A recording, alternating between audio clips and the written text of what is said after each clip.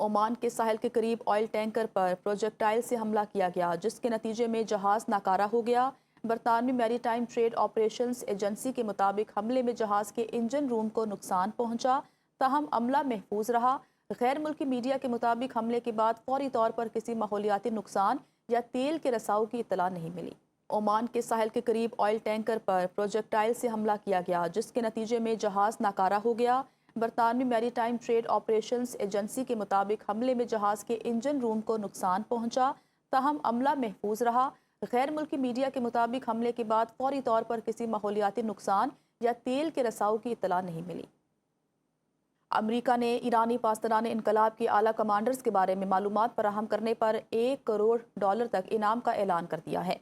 अमरीकी महकमा खारजा के रिवॉर्ड्स फॉर जस्टिस प्रोग्राम के मुताबिक मतलूब अफराद में IRGC के कमांडर अहमद वाहदी, खातिमुल अंबिया सेंट्रल हेडक्वार्टर्स के सरबराह अली अब्दुल्ला, IRGC एरोस्पेस फोर्स के ड्रोन यूनिट के कमांडर सैयद आका जानी, साइबर इलेक्ट्रॉनिक कमांड के सरबराह हमीद रजा और IRGC इंटेलिजेंस ऑफिस के कमांडर मजीद खादिमी शामिल हैं। अमरीकी प्रोग्राम के मुताबिक इन शख्सियात के बारे में मालूमात फराहम करने वालों को माली इनाम के तौर पर मुमकिना तौर पर महफूज तरीके से अमरीका मुंतकिल करने की पेशकश भी की गई है। ईरान के खिलाफ जंग पर अमरीकी अवाम की हिमायत मजीद कम हो गई। रॉयटर्स और एप्सोस के ताज़ा सर्वे के मुताबिक अमरीकी फ़ौजी कार्रवाई की हिमायत करने वालों की शरह 31% रह गई। सर्वे के मुताबिक मार्च में 37%, जबकि रवा माह के आगाज़ में 34% अमरीकी ईरान के खिलाफ जंग की हिमायत कर रहे हैं। सदर डोनाल्ड ट्रंप की कारकर्दगी को सिर्फ 33% अमरीकियों ने सराहा, जो उनकी दूसरी सदारती मुद्दत के दौरान कम तरीन सतह है। सर्वे में 83% अमरीकियों ने राय दही कि ईरान जंग तवील अरसे तक जारी रह सकती है, जबकि जंग के बायस बढ़ती तेल की कीमतें ट्रंप इंतज़ामिया और रिपब्लिकन जमात के लिए नवंबर के वस्त मुद्दती इंतखाबात से कबल अहम चैलेंज बन रही है।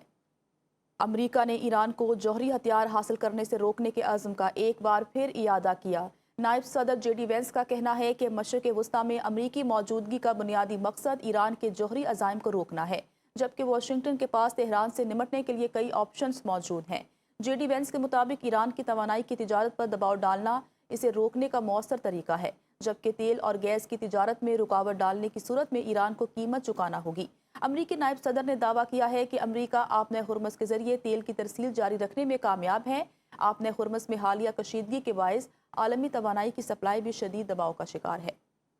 अमरीकी वज़ीर दिफा पीट हेग्सेट ने कहा है वाशिंगटन ईरान के खिलाफ फौजी ताकत के इस्तेमाल का ऑप्शन खारिज नहीं कर रहा। पीट हेग्सेट के मुताबिक आपने हुर्मस या ईरान के गिर्द किसी भी मकाम पर फौजी हमलों का इम्कान बरकरार है। उनका कहना था ट्रंप इंतज़ामिया ईरान के खिलाफ शदीद मौशी दबाव की मुहिम भी जारी रखे हुए है और ईरानी हुकूमत बढ़ते हुए मौशी दबाव का मुकाबला करने की सलाहियत नहीं रखती। अमरीकी वज़ीर दिफा ने वाज़ेह किया कि वाशिंगटन मौशी इक़दामात के साथ ज़रूरत पड़ने पर फ़ौजी कार्रवाई का रास्ता भी खुला रखेगा।